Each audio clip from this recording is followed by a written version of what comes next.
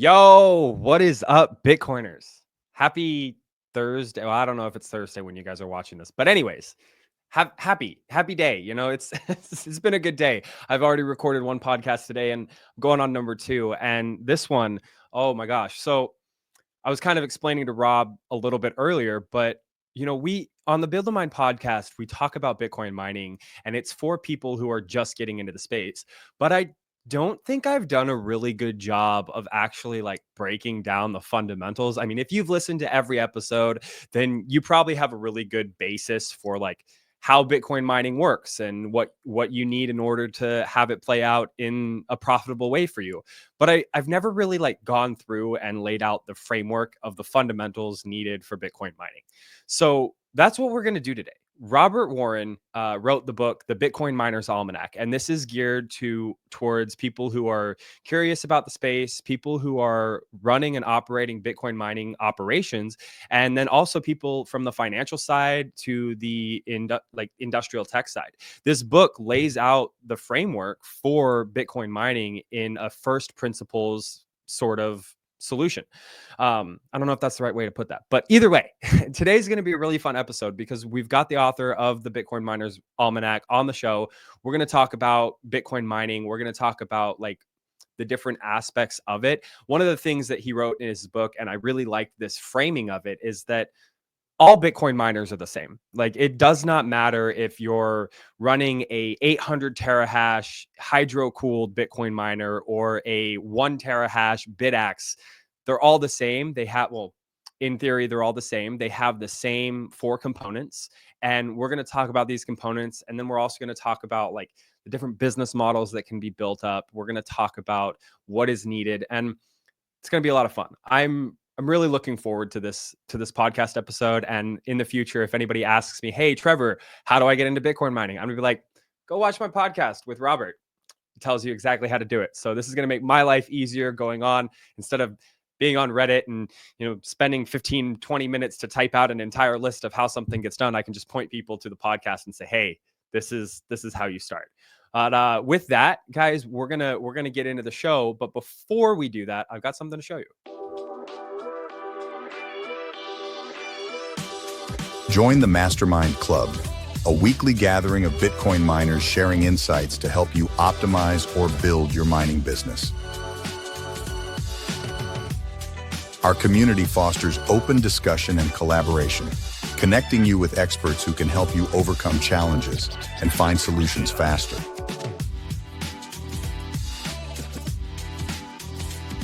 Every other week, we host the Mastermind Deep Dive, where industry leaders delve into the financial, operational, and optimization hurdles faced by miners like you. Brought to you by Bitcoin Mining World.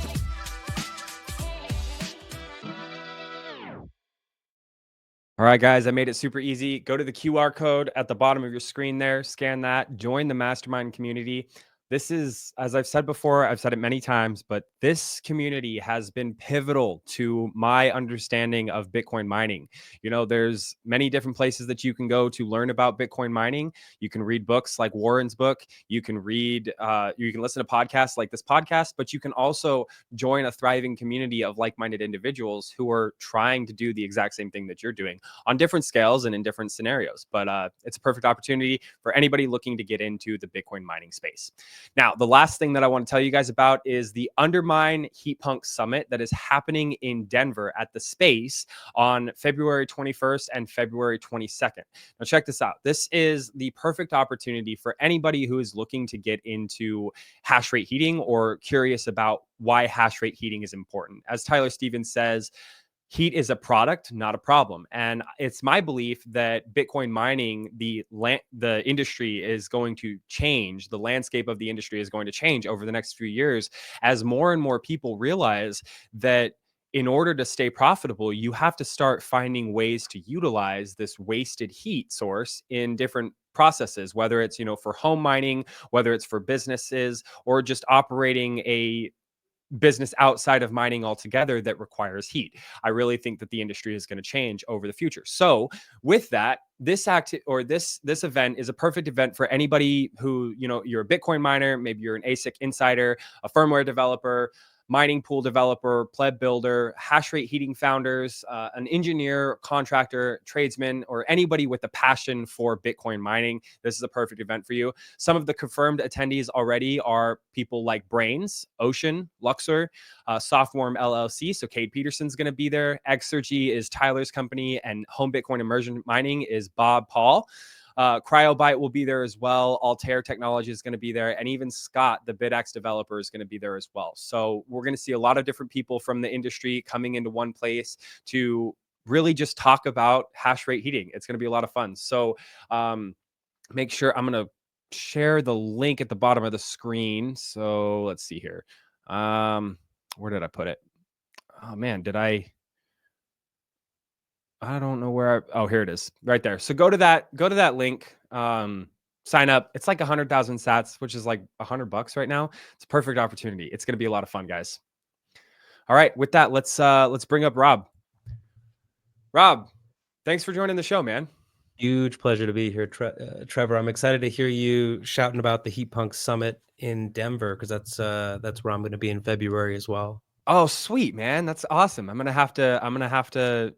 We're gonna have to meet up and just, meet in person, say hi. It's gonna be fun. It's funny that you say that, because most of the people that I've had as guests on the podcast are gonna be in Denver. So I'm gonna be able to meet a lot of my guests in person. I love it. You can do a live stream and everything. They've got the facilities for it. Yeah, I'm actually I'm working with Teaser. I'm working with the event organizers right now, trying to reserve a space to do a in-person podcast with Christian from Brains.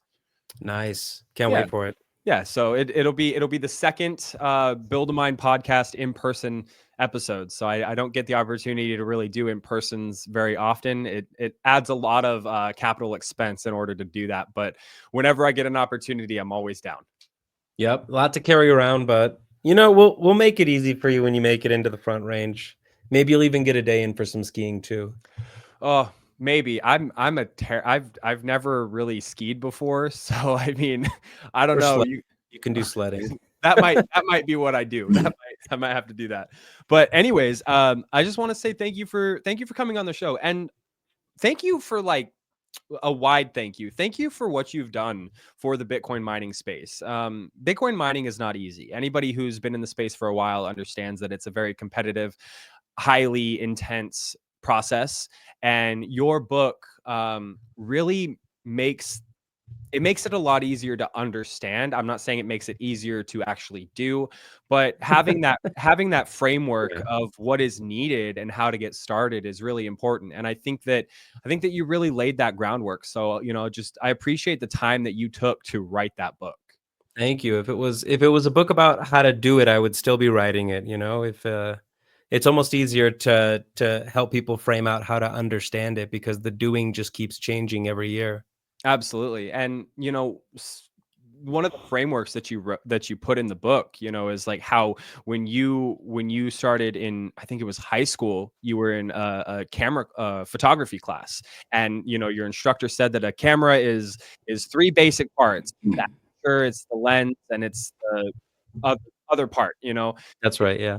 But it's constantly adapting and changing and iterating upon the same three processes. Bitcoin miners are the same thing, and we're gonna kind of dive into that. But they're constantly changing through time, and the form factors are getting smaller or bigger depending on where they're needed. And it's just an interesting correlation. And I really like the way that you framed that in the book.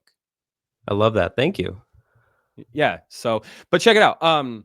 I want to dive into that, but I want to take this back. On this podcast, I like to make it a little personal. I like to get to know my guest a little bit, and so the audience has an understanding of who you are and how you kind of came into Bitcoin.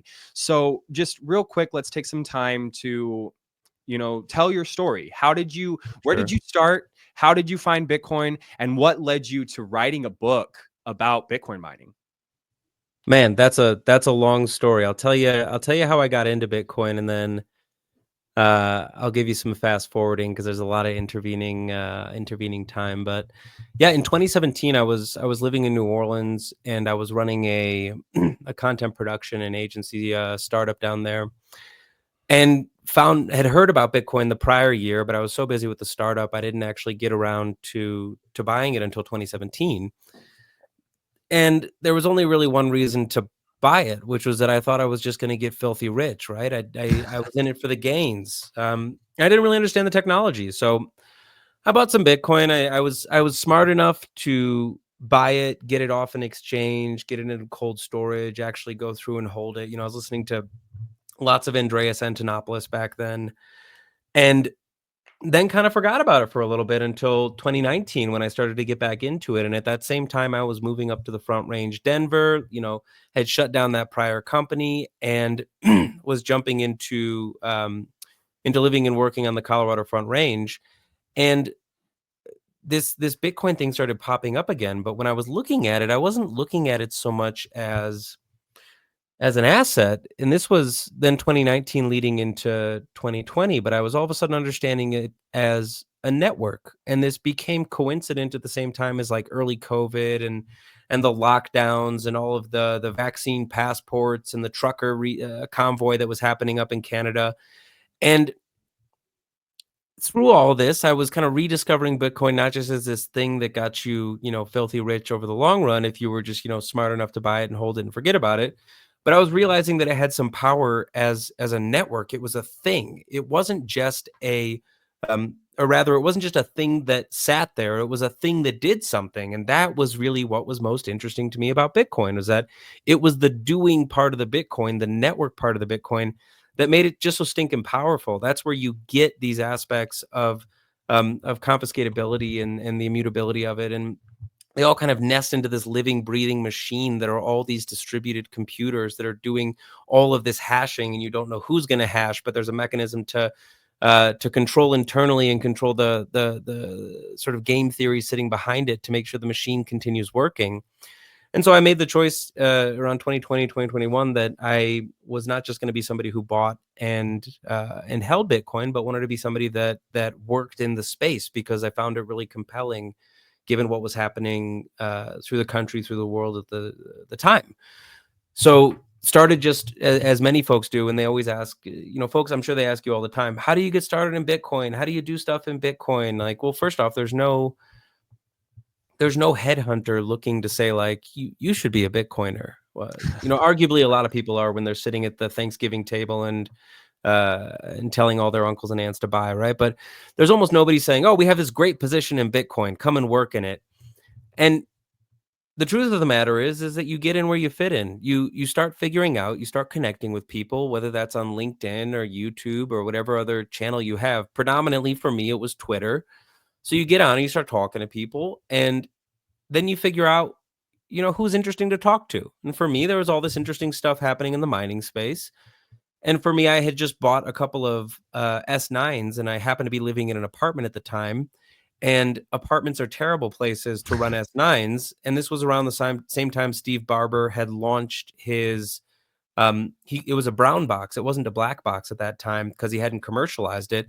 It was a way to break down a single 4x8 piece of plywood and turn it into a container to hold an ASIC. Well, I had a problem. I had ASICs in a 5th-story apartment building in Denver, and I had a new fiance that I wanted to turn into a wife. Oh boy. So I very quickly built this thing, this brown box, put it out on my balcony in late fall, all throughout winter, and did a little write-up on it and published it through Bitcoin Magazine, pushed it out on Twitter.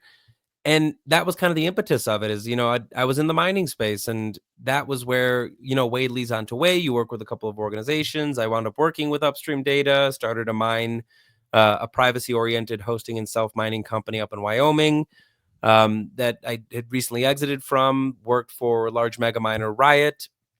And from there, what really got me into the space was education, was figuring it out. We're all trying to figure this out. There's no person who's going to say, oh, this is what it is. Maybe if Bitcoin had been around for, 50 years or 100 years, you could sit on grandpa's lap and you could say, explain to me again, grandpa, how hashing works.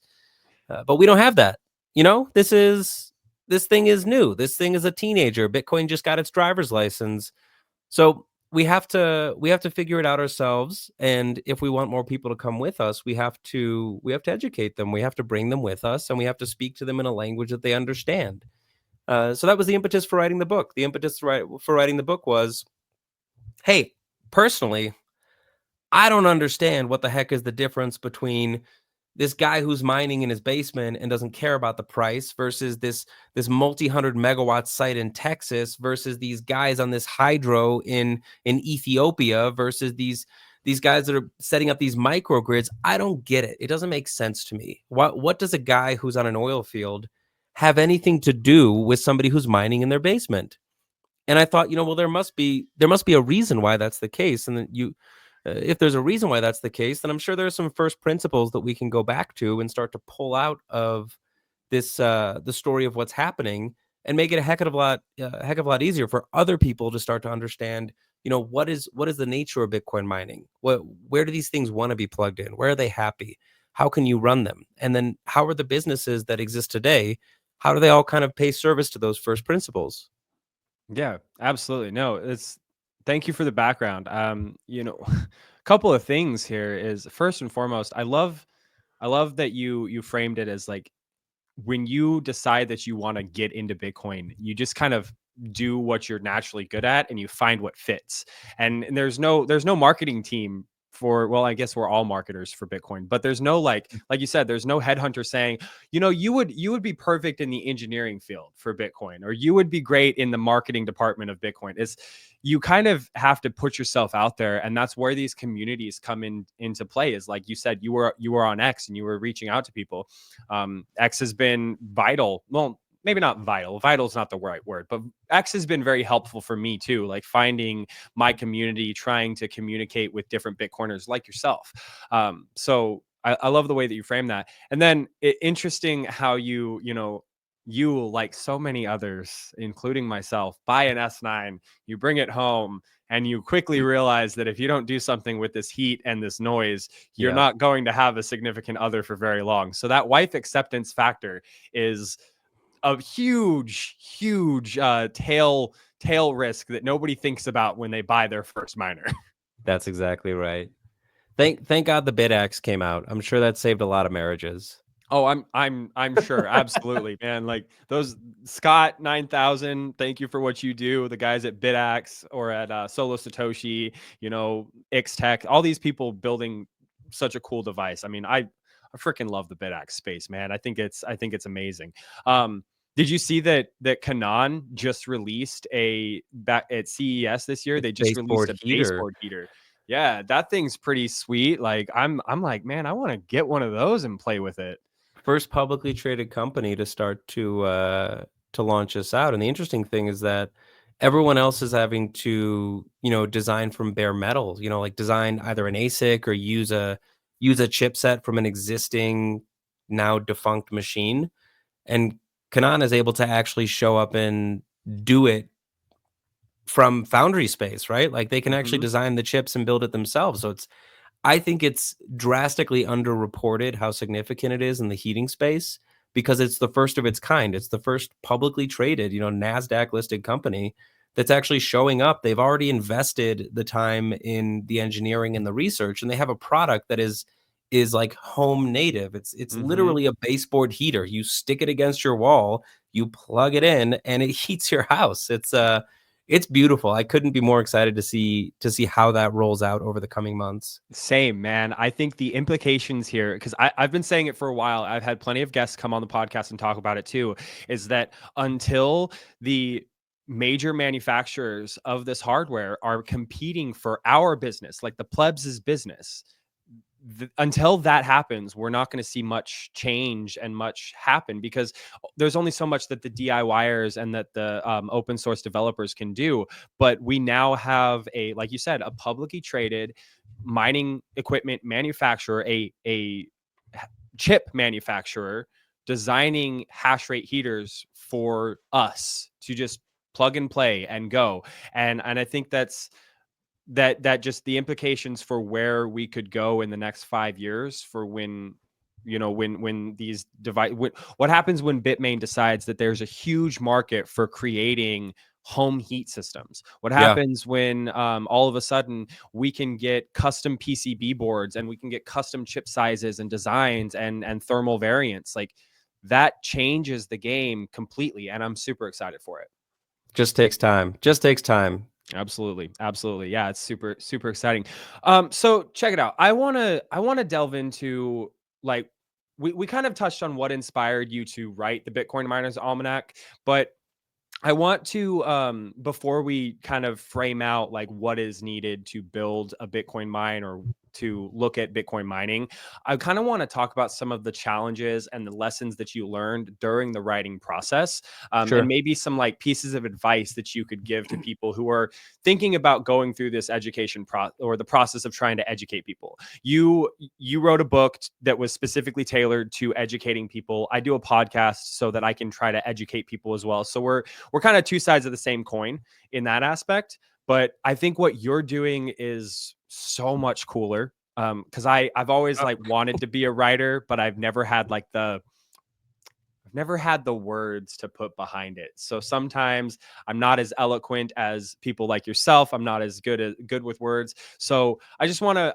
frame that out, and we'll try to lay out this foundation for people.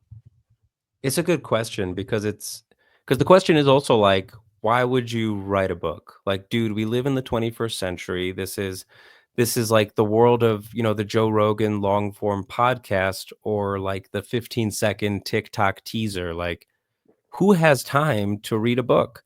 Um, and that thought crossed my mind, right? However, if you go to any major, not even any major institution, you go to any university scattered across the world, they still have libraries. And if you go to every high school, aside from some maybe very technical or particularly focused high schools on the arts or something like this, um, there are going to be books. That's the thing. The thing is the book. You're gonna have a physical copy of a book or maybe an ebook version of something, but you read books. I don't think university has changed that much since I've been in it, but I don't know of a university that says, "Hey, listen to these 12 podcasts between, Monday and Thursday, and we'll go over them." No, it's books. Books are Lindy. Books are not going anywhere, right? Yeah, I'd agree with that. And the process of going in then and writing it is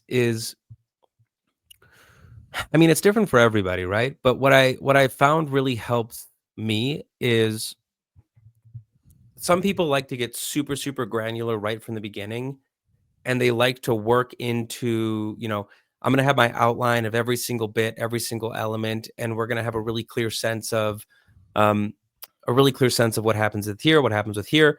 And I thought, okay, well, that doesn't really work necessarily in the case of what I want to do, because what I want to do is I want to start something from first principles. And so I can't go somewhere and just say, what are your first principles? I have to look at 1,000 examples of what the hell's going on. And then I can start to tease out from each of these examples, what do they share? So in a sense, you're kind of doing graduate work. Like you're kind of not doing this like fanciful sitting at the coffee shop smoking a cigarette, like the French existential, I'm writing my book about the end of man or something like this. Like, I would love to do that. Let me go do that and like go sit on a coffee shop in a corner drinking an espresso, doing that kind of writing. But for this kind of writing, it was very much you start with these big questions. And so for me, it was framing of okay, how do I simplify this thing as simple as possible? What's the nucleus of the atom so that I can build up from it? And I go, okay, it's the machine. Everything has a machine. It's got an ASIC. If there's no ASIC chip, then we're not mining. Okay. Uh, Now where do I go from there? Well, machine has parts. Okay, well, do they all have the same parts? Kind of. Okay, well, there's another thing. Maybe we can put some loose bounding bars around it. Okay, what are the parts you need to run a machine? All right, well, there's only really 4 parts. Can they change? Sort of, a little bit. They can all kind of they can take shape in different ways. In the same way that I use the camera example. The same way my DSLR camera that I have is composed differently than my cell phone camera, but fundamentally they all kind of reduce to the same parts. Okay, so next step down the way, okay, I have the 4 parts. And then another question arises. Okay, I have a machine. What do I do with it? Well, I run it. Okay, I run it. Okay, but where do I run it? Do I put it on a card table in my backyard? Probably not. Where do I put it? Well, where do people put it? Let me go interrogate 20 different Bitcoin miners and say, where do you put your stuff? Where do the machines go? Oh, well, now it brings up this other interesting question. Well, the house guys, they kind of run out of room at a certain point. And that makes sense because it tends to get kind of noisy once you get a certain number of machines too. All right, so we go bigger. Now we're talking about substations. Now we're talking about infrastructure. So it was more sort of just chasing. For me, it was chasing down this hole of, okay, what does that go to? How does that make sense there? And it doesn't mean that you don't go the wrong way. I spent a lot of time going the wrong way and going, and I have to backtrack 10 steps and I have to reorganize something because I'm thinking about it wrong. Because what I was venturing to do is I was venturing to say, okay, we have an early stage industry where we know some things. And so I want this book to last more than a year. I don't want this book to be obsolete after a year. People to come out and go, oh, well, it was good back then, but we threw it out. Nobody reads it anymore. So if you're really going to do that, you have to find really the core limits of the various parts of the book. Okay, it needs every mine needs a miner. Okay, what are the general parts of the miner? Okay, we got that. Okay, how do I run it? Okay, well, I know that I need these things to run it. Okay, so that's not going to change. Next step. Okay, well, where do I run it? How do I run it? All right, those things are going to change. Is the efficiency going to change? Yeah, the efficiency is going to change. Is the footprint going to change? Yeah, the footprint's going to change. But we're not talking about the 7,000 ways that you can build a Bitcoin miner. We're talking about the principles of mining Bitcoin. And if you can reduce it to that initial piece and then slowly grow it out, you can make something that actually lasts longer than a podcast or a lecture or a blog post, and can continue to add value to people. Because the truth is, the vast majority of Bitcoin adoption is in front of us. It's not behind us. If you look at like an adoption curve, forget about the price for a second. Yeah, like being around $100,000, that's an expensive Bitcoin. Okay. Do you think more than 20% of the world owns Bitcoin? No. Definitely not. No. Then we are very early on the adoption Absolutely. curve. And if we are very early on the adoption curve, forget about price for a second. We have a lot of teaching to do. Mm-hmm. Like everything that you think you're learning is ancient history. You're reading Bitcoin Talk forum stuff and you're looking back, 6 years ago. Dude, not the last 6 years. I'm talking about the next 20 years because that's where the rest of the people are. So that's the idea. Build something that lasts, but interrogate it as if it was a graduate paper. Start as simple as you possibly could, and then just kind of follow the rabbit holes. Well, I mean, the work definitely shows. I read most to the audience to understand. I read most of this book. I got about 3/4 of the way in before we did our podcast. I plan on reading the rest of it, but Oh, good. I definitely plan on finishing it. But the book it's excellently written. The way that you frame things, like the way that your points come across, it's honestly, and this is completely honest. If I was trying to tell like my grandmother, if I was trying to teach my grandmother how Bitcoin mining worked, I'd hand her this book. I'd say, Grandma, here is an easy way for you to understand the process of Bitcoin mining, because the way that you break it down. So it's clear that the way that you approached writing this book was the way that it needed to be done. And I truly do think that this will last throughout time, significant amount of time, and help people understand, because like you said in the book, the fundamentals aren't changing. The way that it looks, the way that it sounds, the way that it's cooled, that's going to change, but the fundamentals are all there, and that's what you built this book around. So kudos, man. Like absolutely Appreciate kudos it. for what you did. Well, of course, Let's as soon as we went to print, Mara comes out with their 2-phase immersion. Of course. So just know that there will be an update Mhm. that I've gone through. I'm probably 45% of the way through it right now. But just know that there will at least be one update. Yeah, and also now there's hybrid cooling systems, so that kind Oh of my bring goodness. in, yeah, they bring in like the cooling of not immersion, but hydro style cooling, and then Yeah, the also the plates, the air. coolers. Yeah, like, so there, it's always iterating. So if you're going to constantly try to capture this, I mean, you're going to be writing for decades about the same thing. I'm happy to stay busy, you know? That's cool. That's cool.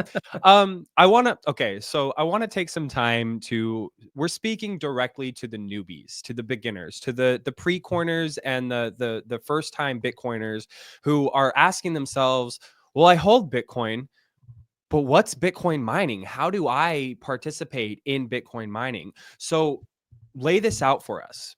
What is Bitcoin mining, and how does this process take place? Sure. So there's two ways to think about it, right? You can introduce it through the machine and say, "Hey, this is a Bitcoin miner. Touch it, feel it. Let's break down what this Bitcoin mining thing is." Or you can start with the kind of conceptual, how does it fit into Nakamoto consensus? How does it fit into the game theory? And to be frank, if you start going in that direction, people tend to get a glaze over their eyes and they pass out, right? I wanna look at the nuclear rods before you start explaining to me how nuclear reactors work, right? I want to see that glowing thing in that heavy water, right? From that kind of heady perspective, what you say to people is Bitcoin mining does two things. It helps you settle Bitcoin transactions and it helps you issue new Bitcoin. Fundamentally, that's it. There's been a lot of back and forth. I have had a lot of fun conversations with my buddy Tyler, who is running the Heat Punk Summit, obviously, um, and wrote the Heat Punks manifesto. The Heat Punks manifesto. That's what he I called it. I Yeah. think that's what he named it. Yeah. Heat is a product, not a waste. So I talked to him a lot about it because there's this common statement about, mining secures the network and the mining security budget, and I think that's all very kind of confusing stuff. I think it throws people off.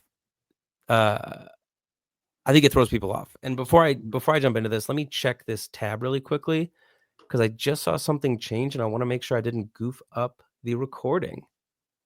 Oh, there we go. Beautiful. Okay, we are good. We are kosher. So settlement and issuance. So settlement is I submit my transaction to the mempool, whatever this thing is. I like to describe it as it's kind of like a train station where a train is going to leave about every 10 minutes, about every 10 minutes. So sometimes you're going to have to wait, sometimes you're not going to have to wait. There's going to be trains coming out quickly.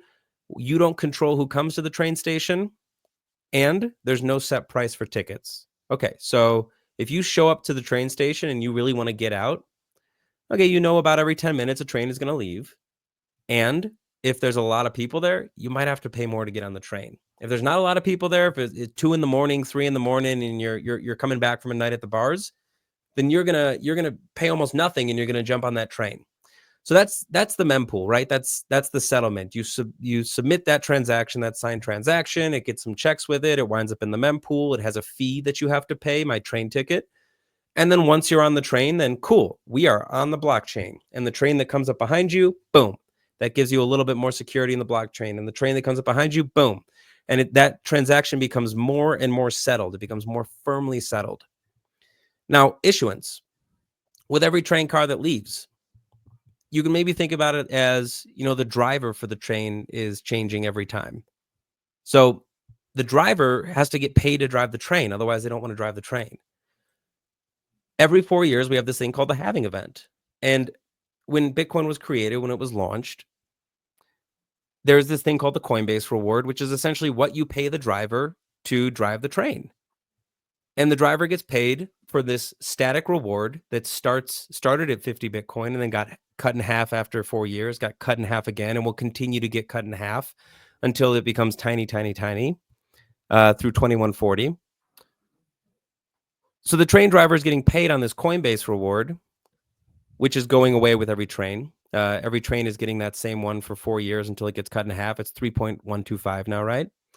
And they're getting paid the fees of everybody who's on the train. So I get paid as a miner on settlement and issuance. So that's kind of the heady, more kind of conceptual way to think about it. Or you could think about it from the machine. Okay, what is Bitcoin mining from the level of the machine? Well, it takes 3 things to run a machine. You need electricity, you need some form of cooling, and you need some kind of Ethernet plug. Okay, so that Ethernet plug is your connection to the train station. That's how you get paid for settlement. That's how you get paid for issuance. And you can go down a million rabbit holes about this is where you talk about pools and you talk about the great thing about pool mining versus self mining, and you talk about payout schemes and FPPS and PPLNS and the various risks and all sorts of things associated with that.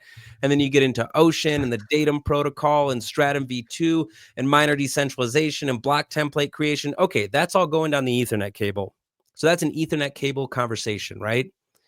And that's how miners are getting quote unquote paid by the network. That's settlement and that issuance. But I said it takes three things to run a miner. It takes electrical connection, Ethernet connection, and it takes some kind of physical cooling.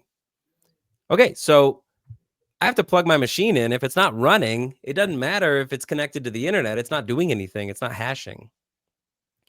That electrical connection is where you start to explore the world of energy and electricity. So the physical world that we live in, which I think is so cool because it's what makes Bitcoin fundamentally different from every other kind of altcoin, crypto experiment, coin, whatever, because it means in its design that this thing, this network, has to be physically connected to sources of energy in the world. It has to be physically connected to sources of energy in the world. And you go, wait, but doesn't Ethereum have to do that? And you go, yes, it has to live in a data center, but it does not use Nakamoto consensus. It doesn't use the same consensus mechanism. It doesn't use the same internal logic that keeps the whole system holding together. So because this thing is connected physically to the world, miners do this very simple math equation in their head. They say, I need to run this machine, and this machine makes me money. If I have to pay for my electricity or energy, do I want to pay more or do I want to pay less? I probably want to pay a lot less because that means I have a lot left over. And if my electricity costs too much, well then it's costing me $2 to make $1. This whole thing is upside down and the game is not playable anymore.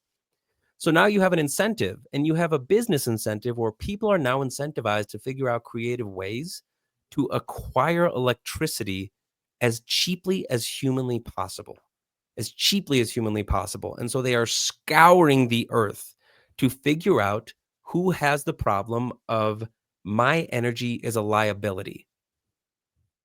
Because to a Bitcoin miner, the energy is consumed. It's an asset. Let me get as much of this thing as I possibly can. Let me consume as much electricity as humanly possible.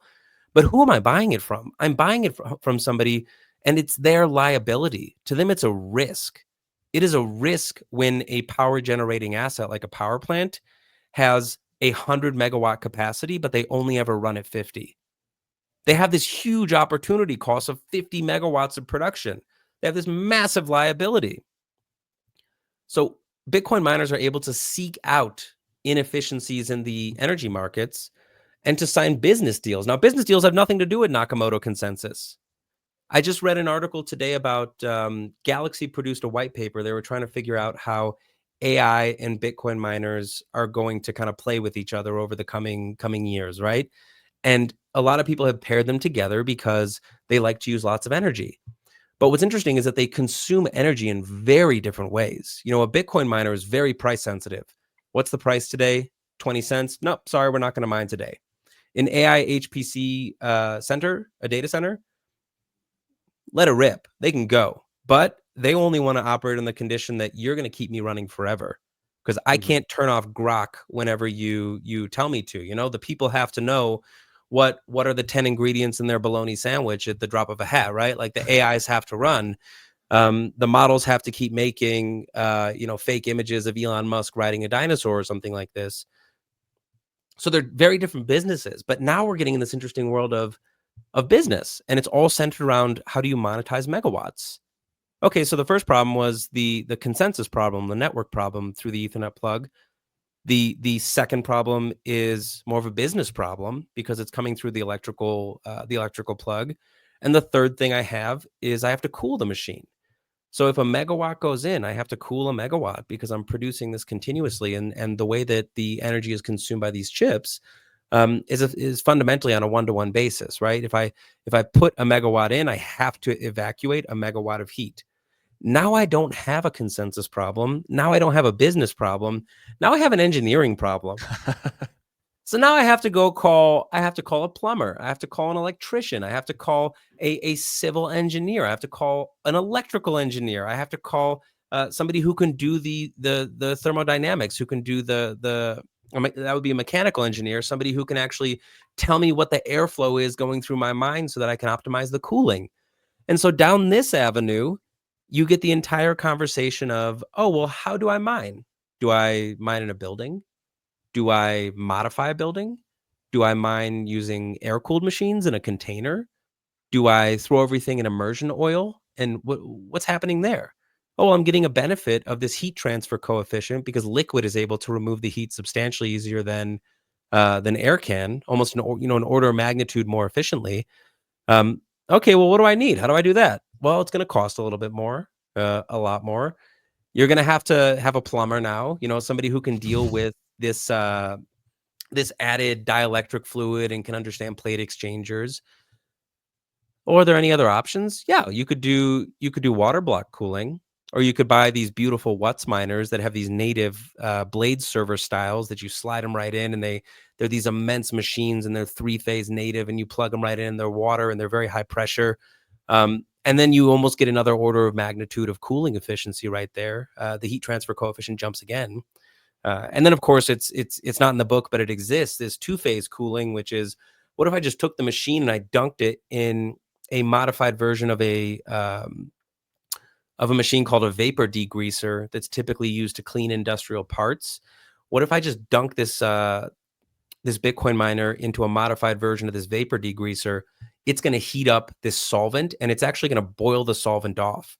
And that act of going from a liquid to a gas, that's sublimation. What that's going to do is it's going to remove a ton of heat, even more heat than water block cooling. And what it means is that now, and this is Mara's 2-phase, now I can take ultra dense loads, like 3/4 of a megawatt in like half of this room that I'm in, right? Tiny, tiny space. I can do ultra dense loads, and I can efficiently cool them because I'm using a physical phase change from a liquid to a gas as a way to effectively remove the heat. So if you start with a machine, that simple thing, single machine, that's all you have to imagine in your head. You can build out every direction and start to figure out from a first principles basis all of the problems you have to solve for in Bitcoin mining. And then the game becomes, well, what's my deployment? What's my environment? What do I choose to do? What do I invest in? How do I operate based on the limitations that I have to operate within? Does it impact my Ethernet connection, the way that I hash, how I'm getting paid? Am I sensitive to that? Does it impact my uptime? Does it impact how much power I can get coming through that electrical plug? Am I cost constrained or skills constrained, where I would rather stay with air cooled because it's a heck of a lot simpler to train somebody to do that than it is to have them, fussing around with the dielectric fluid? Maybe I'm cost constrained. I don't have the capital to put into that, but maybe down the road. That's where all the hard and very, very sticky stuff of actually setting up and running a mine comes. But to me, it's, you have to understand the levers that you're pulling. If you can understand the levers, and if I have one big constraint, then you can start to optimize it, and you can start to reduce your risk profile. Because having set up a couple of mines and worked in some mega mines, the problems are big, and you would prefer that you know them before you have to deal with them, because they can be very, very, very expensive at scale. And if you can get the first principles to think about them in the right kind of way, you can save yourself a lot of time and a lot of money. Wow. There was so much in that. Like, I thank you for doing that, because I think I learned some new things. I had no idea that that's how Mara was doing their 2-phase immersion cooling. That's kind of badass, actually. It's wild. That's I have crazy. a funny story about that if you have time. No, we got time. Go ahead. So I was doing a bunch of research looking into what are really effective ways to clean machines at scale. And everybody kind of does it in their own way. You can do it manually, but unless you have imported 40 dudes from China who all live in a 2-bedroom apartment, like, that doesn't really work. Um, You can do ultrasonics, but there are some questions around, how dirty is the machine? If I crank the ultrasonic too high, I can start to cause microfractures. You can bake stuff in certain ways. If you're pulling off certain pieces, you have to put more of the thermal paste on, and that becomes a huge labor pain in the butt. There's specialized machines, aqueous solution cleaners. They look like big dishwashers that put ASICs into them. There's all this stuff that you can do. And one solution I came across was vapor degreasing. And there's a company out of, I think it's West Virginia. It's either West Virginia or Virginia or Tennessee or Kentucky, somewhere in Appalachia. And I was having the conversation because I was learning it. This seems like a really good potential way to clean machines because they get all this dirtiness on them, and you put them in. Essentially, they were explaining to me what vapor degreasing is, and they said, okay, you're going to take this tank and you're going to have a heating element in the bottom of it. And normally what you do is if you manufacture like a screw, or you manufacture like a really high tolerance, really complicated geometry element, like something for like an industrial process, right? To effectively clean it, you can't just soap and water it. You put it in a vapor degreaser because that boiling off effect and it being in the solvent can effectively clean what's called high geometry parts, right?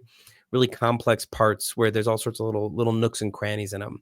Mm-hmm. And so for one reason or another, we didn't go that direction, mostly because the solvent is unbelievably expensive, like thousands upon thousands of dollars for a 55-gallon drum. And you might need like 5 of these drums to have on just in your reserve, right? Like in your inventory. So that's a very expensive test to do. And then Mara brings one of their two-phase solution machines to Bitcoin 2023 in Nashville.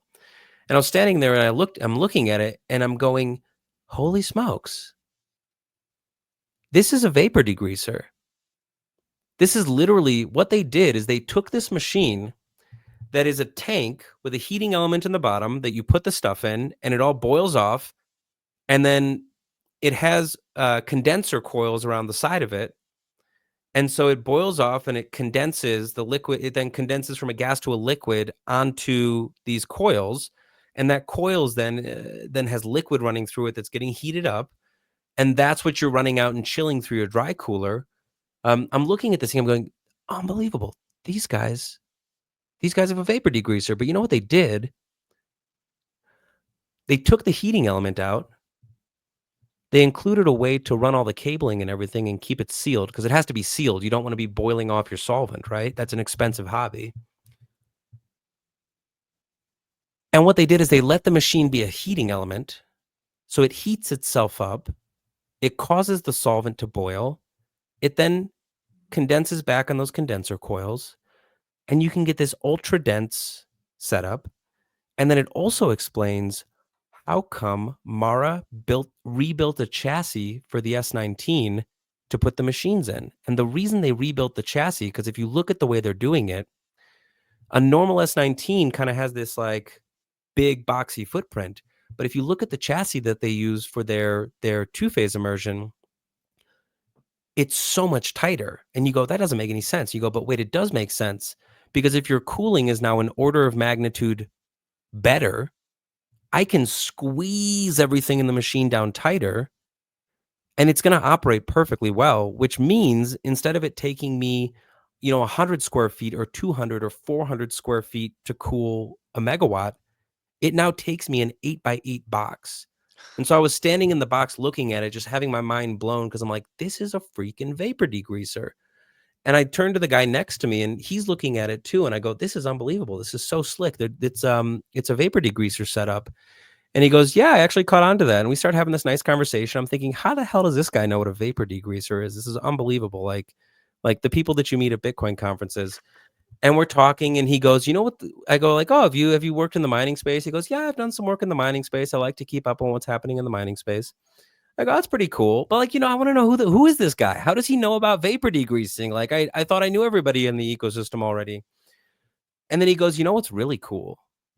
I go, what? He goes, if you could put ASIC chips on the back of solar panels. And I paused for a second. I was like, That's actually astoundingly smart. And the reason it's astoundingly smart is because the chip consumes DC power, Right. but power is always transmitted AC, alternating current. And so every Bitcoin miner has a power supply unit. And the role of that power supply unit is to take that AC power, which are those waves, those 3 waves, right? If it's a 3-phase machine, and to convert it to flatten it down through rectifiers and capacitors into a single consistent DC signal. And so if you put a chip on the back of a solar panel, well, a solar panel, a photovoltaic panel, produces DC. So you wind up essentially taking a solar panel that is max producing normally when people don't use a ton of power. If you look at what's called the duck curve, they're kind of using it in the mornings and using it in the evenings, but the sun tends to be up, middle of the day is when it's highest, when you're producing the most solar. I'm like, this guy is brilliant because you solve the power consumption problem, or the inversion problem, which is that you're losing 8 to 12% of your efficiency just going from AC to DC. And you just stick the chips on the back of the solar panels and they're already lifted off the ground and you could just put them right there. And so you don't have to have these huge scale things. It's very decentralized. I'm like, this is brilliant. And then one of the guys comes in and he's trying to sell us the unit, and we're having a nice conversation. And I have to go somewhere else. I got to go have a conversation. I go, oh, it was nice to meet you, man. Pleasure to meet you. And we shake hands and I go, what's your name? He goes, I'm Peter. And I was like, Peter. And he flips over his thing and it's Peter Todd. That's awesome. And I'm like, I feel like an idiot, but this was a pleasure. So I had like a 20-minute conversation with Peter Todd about vapor degreasing and all this stuff. And this is blowing my mind. And he brings up the coolest idea I had ever heard. Just put ASICs on the back of solar panels and consume the electricity natively. And, solar panels are typically already lifted off the ground or something off the roof, right? And it was Peter Todd. That's an incredible story, man. Like, yeah, wow. My mind is being blown right now just listening to, just having this conversation with you. Is like, I had no idea that a vapor degreaser existed. I know about like machine equipment degreasers and stuff, so I know kind of like the theory of it, but I didn't know about that. And that's blowing my mind that you could turn a megawatt from like just like the form factor, make it so much smaller. That's unbelievable. And then you think, okay, here's where it gets crazier. Where do you put it? I don't know. That's the question, because, okay, where is space at a premium? If you look at, and this is already happening in Europe. Europe is putting in legislation that doesn't allow you to install gas heating. And the city of New York has actually passed some legislation saying that they're not going to, you have to go totally to resistive to electrical heating now. You can't use gas heating. But out of all the buildings in New York, across the hundreds of years that they've been built in, right? They have boilers sitting in their basements. They have boiler rooms. And that's how they heat, either through like radiant heating or how they heat the showers in these buildings. So those are not like happy, comfortable places, right? Like these are like subterranean, sketchy. They used to have chutes where you would like dump coal from the street so that a dude could like literally shovel the coal into the boiler. But you have these boiler rooms that are scattered all across Europe in these major cities, and particularly in New York, where they just made it, they're legislating against natural gas. So you have a situation where it's, okay, we have to consume electricity. What is something that is super space dense that I could put in the basement of a 100-year-old or 150-year-old New York building that I could retrofit into my existent radiant heating situation, so I could run it through the radiators in my 5-story walk-up and would consume electricity as opposed to natural gas? This vapor degreasing solution. So it's really, really interesting. Is it gonna blow up overnight? Absolutely not. Is it really cool because the way it solves these problems in these very kind of like targeted way? Super, super cool. That's awesome. So that was at Nashville, huh? I did not see that. Maybe it was like through the main doors. If you like hooked a right and kind of went towards the mining, they had a container, and it was inside of the container that they had this vapor degreaser, their 2-phase immersion setup. Gotcha. I must not have been paying attention, man. That was my first major conference, and there was a lot to pay attention to, and I think There's I a lot was going on. yeah, there's a ton going on. Holy crap, man! Like I'm still processing everything, and I'm trying to like bring it together, man. Like, wow, that's in the next phase of Bitcoin mining is going to be absolutely freaking intense. It's Yeah. going to be intense, the amount of things and innovations that come out, not just on the home heating side. We've got this conference coming up in Denver, but like the things that these companies, these publicly traded companies are doing and innovating on it's insane. And I don't think we're ready for the amount of change that is going to come over the Bitcoin mining network. I really don't. Yeah, because it's going to become very difficult to parse what is going to be injurious or going to be additive. And what I mean by that is like, Bitcoin as a network, right? It's totally inward looking. Like Mhm. the reason it's so cool is because it has this internal set of mechanisms that control it. It uses cryptographic algorithms to protect your key pairs, to protect your coins. It uses the SHA-256 hashing algorithm to ensure that miners are actually working this proof of work mechanism. It includes this difficulty adjustment that controls this issuance. It's very cool, but it's all internal. So there's all these factors that are like intrinsic to Bitcoin. But through Bitcoin mining, you're now all of a sudden opened up to this entire extrinsic world. You're open up to this world of like corporate finance.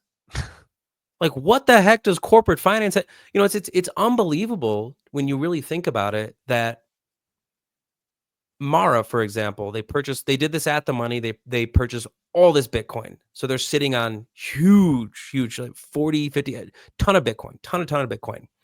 And there was a news story came out that they are now lending it to get what they call a modest single digit return.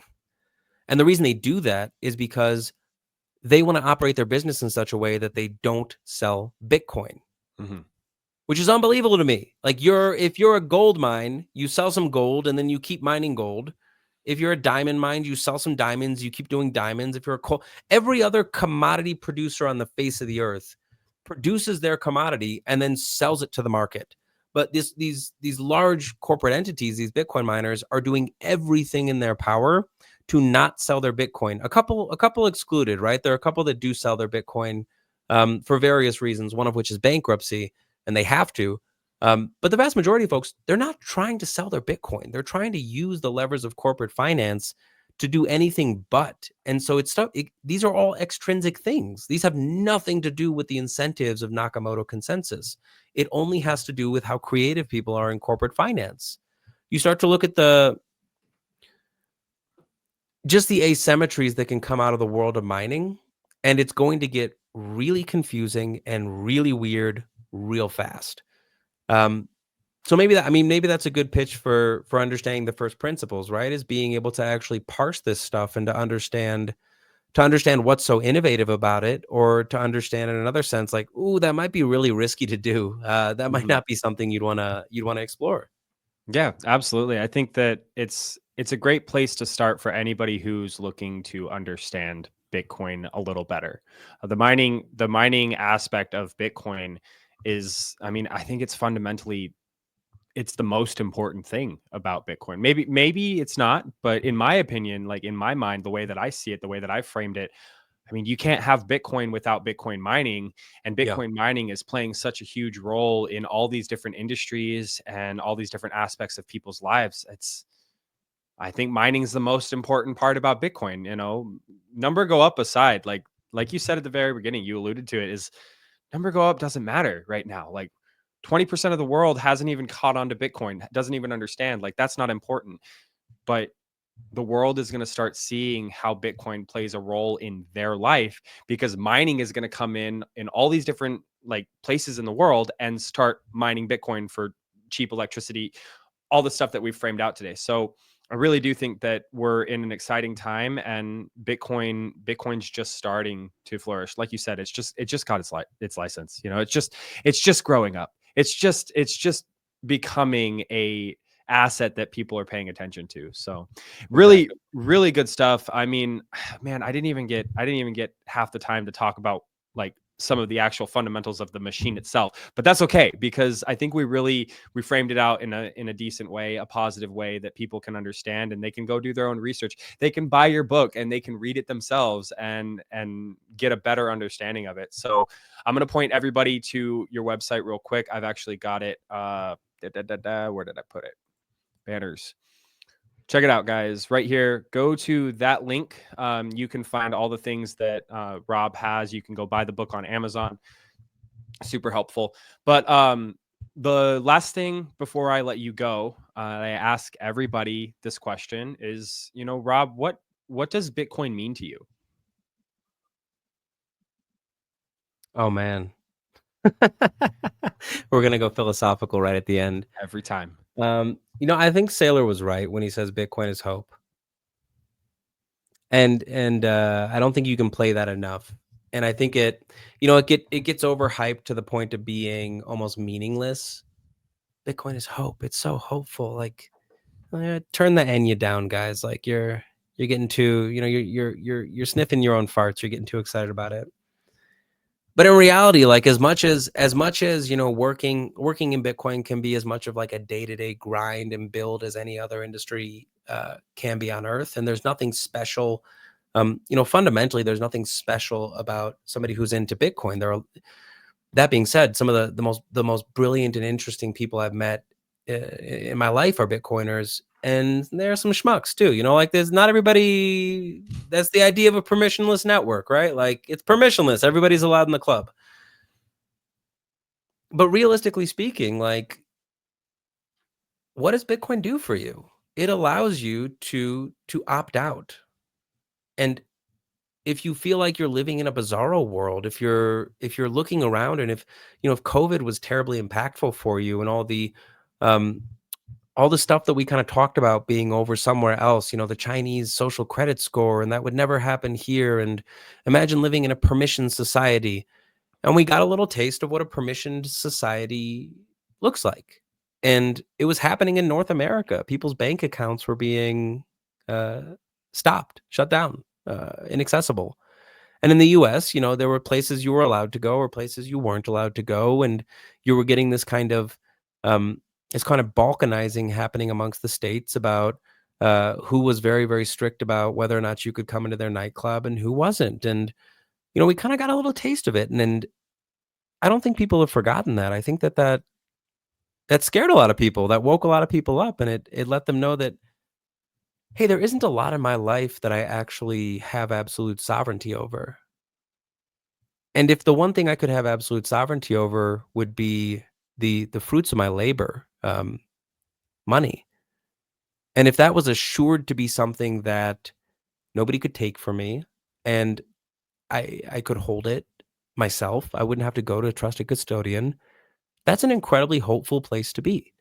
It's incredibly hopeful because it lets you know that at the end of the day, it's the world can be kind of crazy or bizarre out there, but good cryptography and good innovation and a little bit of a stroke of luck means that you can do it yourself in your house, that you can protect your wealth, you can take care of yourself. And so I have personally found over the last 8 years now of being involved in Bitcoin, and the last 5 years of working in the Bitcoin industry, that this none of these kind of jumps or startups or life changes would at all be conceivable if I didn't have this absolute trust, if I didn't have hope in this sound money that meant that even if everything went backwards or upside down, I could still fall down and be able to preserve some of the wealth. I could still take care of my family.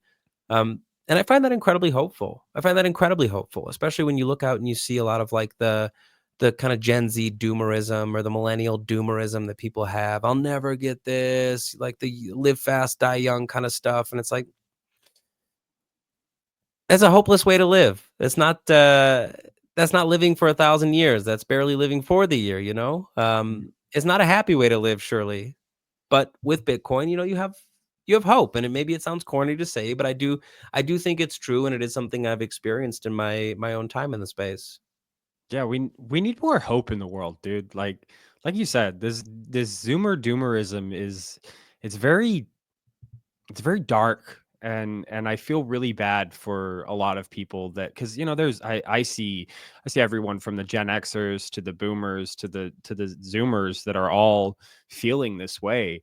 And every time I have a conversation with somebody and they talk to me and they're like, why are you so hopeful about the future? And all these things are happening. I'm like, because of Bitcoin. I mean, like, I know I talk about it a lot, and I know you guys think I'm fucking crazy, but really, like, that's really what it is. I mean, the hope comes from the fact that, like, my value and my time that I work for, I spend every day working for money. And hey, guess what? Now I actually have an ability to make sure that it's not being stolen from me. Yeah.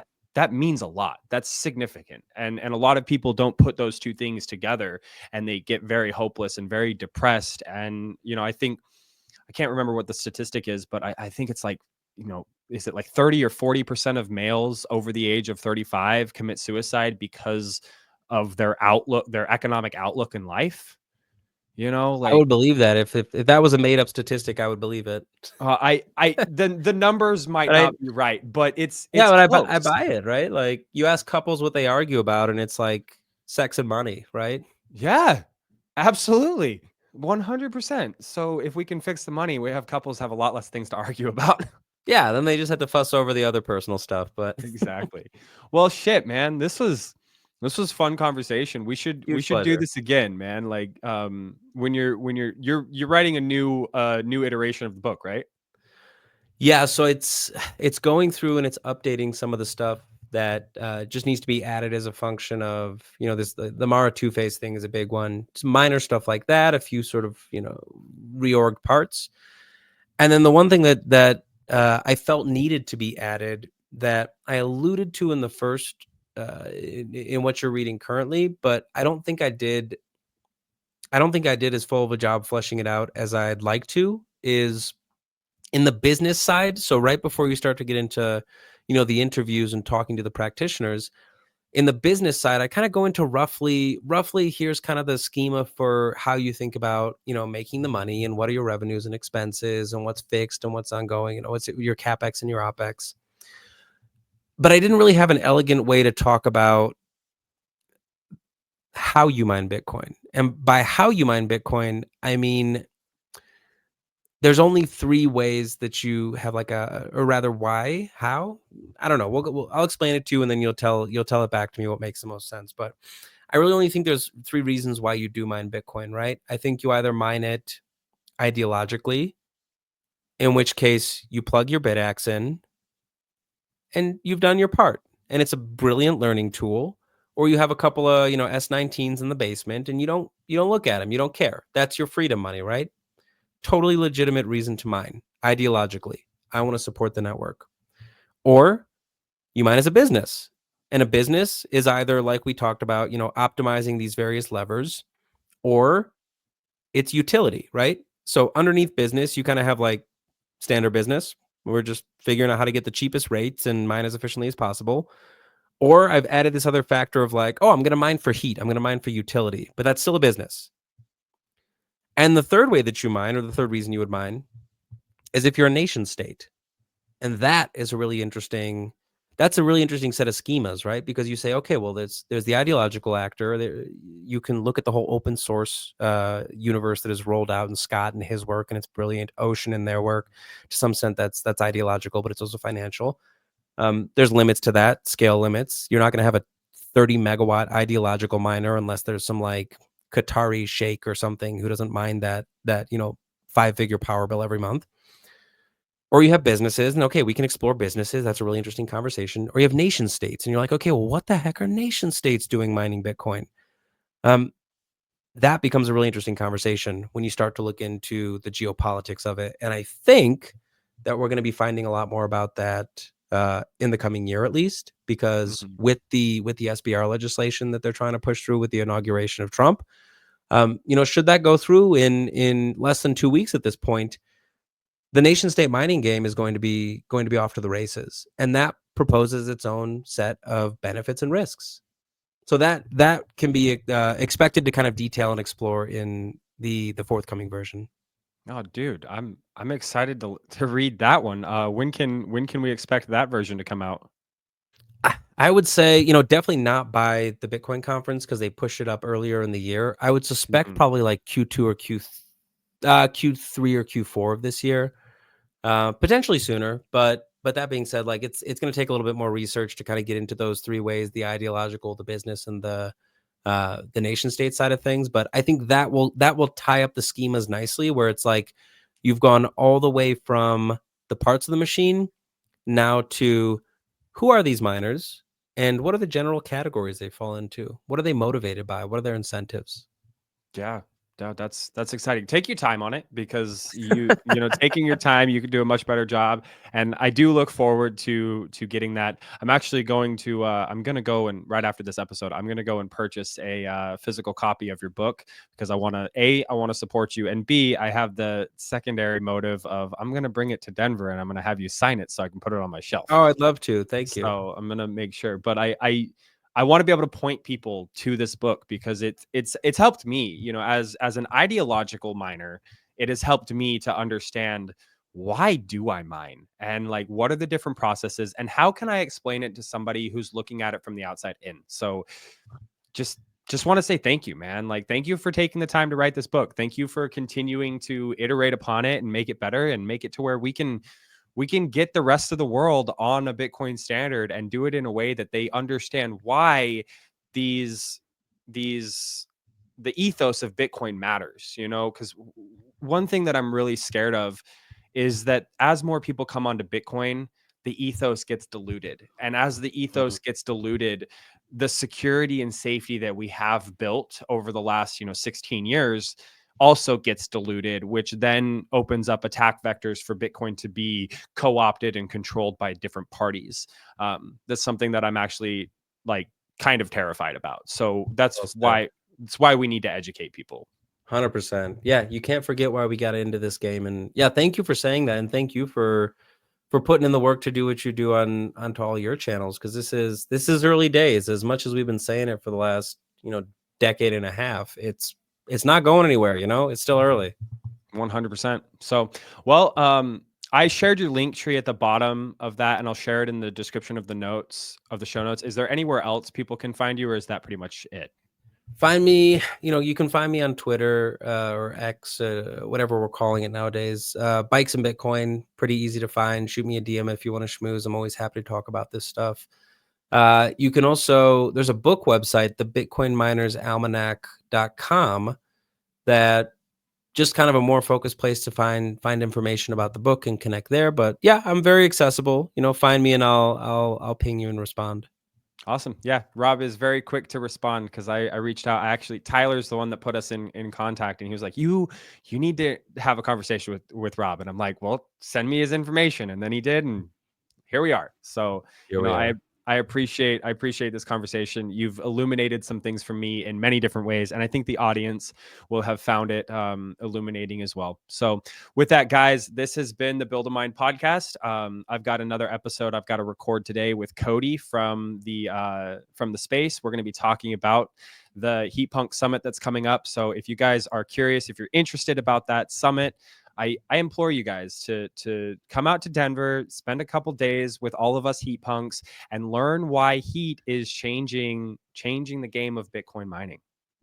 I love it. And I'll be there too. Come by and say hi to me as well. I can't wait to see y'all. Yeah, bring a Bitcoin Miners Almanac book. I'm sure he'll sign them for you. Would love to. Thank you, All Trevor. right. Thank you so much, Robert. We will see you guys on the next episode.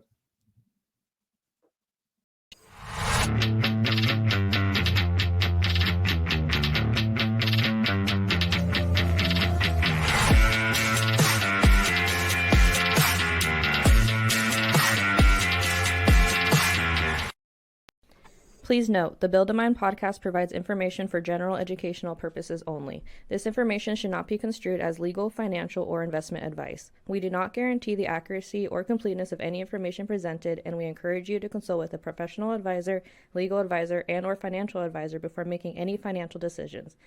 The Build a Mind podcast and its affiliates are not responsible for any losses incurred as a result of using the information provided.